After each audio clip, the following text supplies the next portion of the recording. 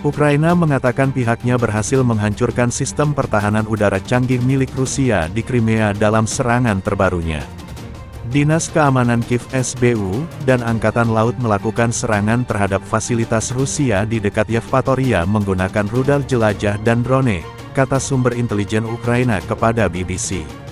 Rekaman video di media sosial menunjukkan kebakaran dan asap muncul di dekat kota tersebut, di sebelah barat semenanjung yang diduduki Rusia. Sebelumnya pada hari Kamis, sejumlah ledakan dilaporkan terjadi di semenanjung Crimea, yang diduduki secara ilegal oleh Rusia pada tahun 2014. Menurut sumber intelijen BBC, operasi Ukraina menggunakan drone untuk menghancurkan peralatan radar, kemudian rudal jelajah untuk menyerang peluncur rudal pertahanan udara.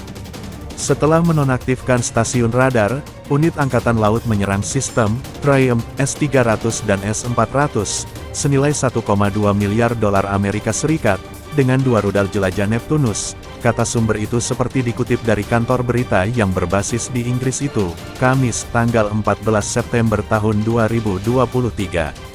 Rudal Neptunus dirancang oleh militer Ukraina untuk penggunaan Angkatan Laut namun telah dimodifikasi untuk sasaran darat juga. Pejabat lokal yang ditunjuk Rusia belum melaporkan adanya kerusakan pada fasilitas militer atau sistem pertahanan udara. Sistem pertahanan udara S-400 telah beroperasi sejak tahun 2007, dan merupakan versi pembaruan dari sistem pertahanan era Perang Dingin S-300. Rudal versi terbaru itu dapat menempuh jarak 400 km dan beroperasi serta menyerang sasaran pada ketinggian 48 km. Sistem pertahanan rudal S-400 Rusia dapat menghancurkan pesawat dan rudal balistik. Ukraina tampaknya meningkatkan operasinya terhadap pasukan pendudukan di Crimea. Mereka melancarkan serangan besar-besaran kemarin di pelabuhan Sevastopol, markas armada Laut Hitam Rusia. Pejabat Ukraina mengklaim bahwa 2 kapal angkatan laut Rusia mengalami kerusakan serius.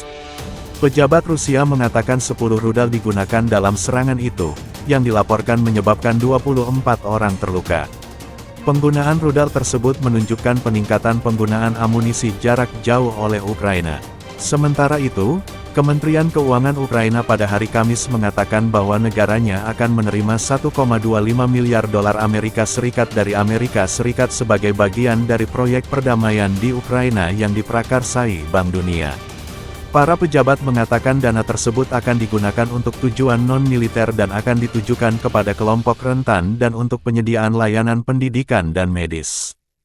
Kementerian Pertahanan Rusia mengumumkan pada Kamis bahwa pesawat tempur MiG-31 Moskow telah menembak jatuh jet tempur Su-24 Ukraina.